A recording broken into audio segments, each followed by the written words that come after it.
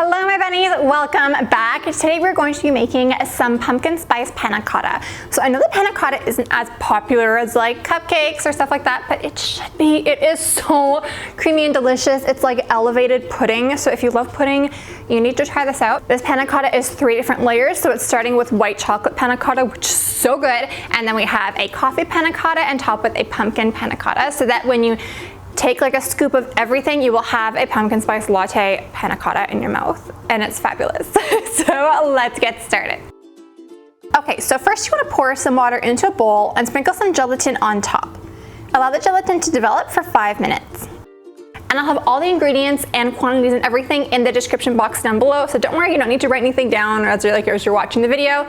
Everything is down there for you. Next, you want to pour some whipping cream and sugar into a pot and set it to medium-high heat. Whisk until the sugar has fully dissolved and heat until bubbles begin to form at the edges for about 2 minutes. Remove the pan from the heat and add the gelatin. Then whisk until the gelatin has fully dissolved.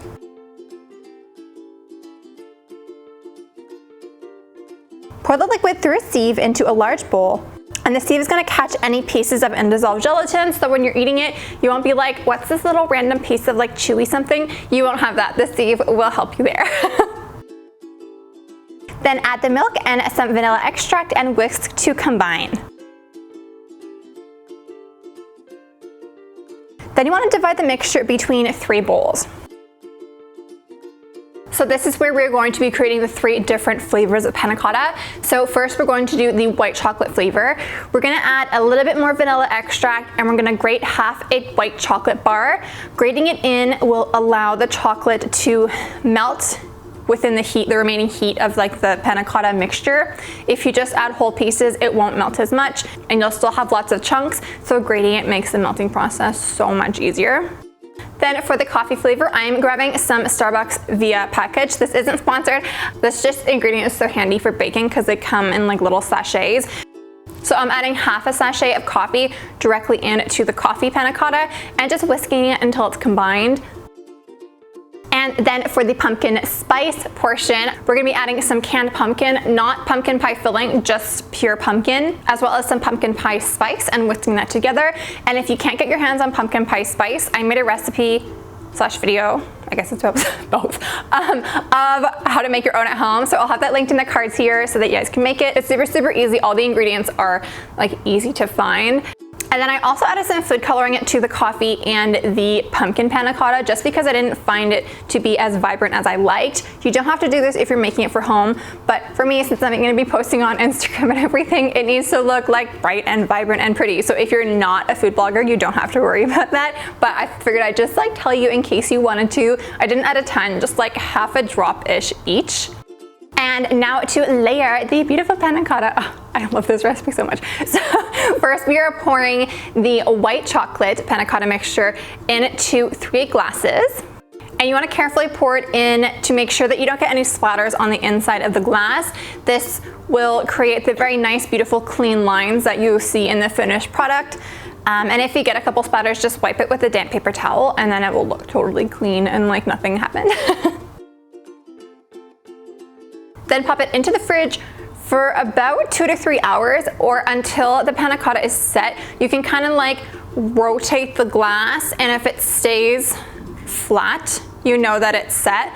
If you add the next layer too early, the 2 layers are going to mix and you won't get those nice defined lines. And then next we're going to pour the coffee layer on top. You want to pour it quite gently just to make sure that it doesn't kind of break up the white chocolate panna cotta on the bottom. And if in the time that you've been waiting, the coffee panna cotta has stiffened a little bit, just pop in the microwave for like 30-second intervals and give it a whisk, and that will soften the gelatin again and make it much easier to pour. Then again, pop it into the fridge for about 2 to 3 hours until the coffee layer is set. Then you want to repeat with the pumpkin layer. And the pumpkin layer, since we added a large-ish amount of canned pumpkin, it will set a little softer than the other 2 layers just because the ratio of like liquid to gelatin has slightly changed with the addition of the pumpkin, but you don't have to worry. I know that sounds like super technical. Since we're pouring it and placing it on top, you don't have to worry because the pumpkin layer won't be trying to like support any other weight. if you wanted to like put the pumpkin layer on the bottom, I'm sorry, I'm getting overly technical, but I'm like, this is important to know if you guys want to be like creative at home. So if you want to put the pumpkin layer on the bottom, add like a little bit more gelatin just to that layer, just to make it a little bit stronger. Treacle disagrees with me, except Treacle is wrong because Treacle does not bake. That's Treacle's my dog, if you're curious. She just barked. I don't know if that came across on camera. Anyways, pop the panna cotta back in the fridge for about 2 to 3 hours again until the pumpkin layer is set. And about 15 minutes before you're ready to serve your panna cotta, you want to make the homemade whipped cream. So you can obviously use whipped cream in a can, but I love freshly whipped cream because it's so soft and delicious, and this one in particular, oh my God, it's so good. Like, I ate spoonfuls of it after I filmed, I'm not gonna lie. I like just the cream. So what you wanna do is get some whipping cream, make sure it's cold because it whips up so much easier when it's cold. Add some icing sugar, some powdered sugar, and some vanilla extract, and whip it together until stiff peaks form. Then just dollop it on top of the panna cotta, add another sprinkle of pumpkin pie spice. Hopefully you don't accidentally add too much like I just did in this shot. And you are done. So thank you so much for watching. I hope that you like this recipe. If you would like to see some other, I was gonna say panna cotta, some other pumpkin spice recipes, I have a ton on my channel. So I will link the playlist in the cards here for you. But anyways, yeah, thank you all so much for watching. I also want to let you guys know that since this year has been cookbook craziness. So far I've written 2, one of them being reindeer food, one of them being another one that's coming out in March.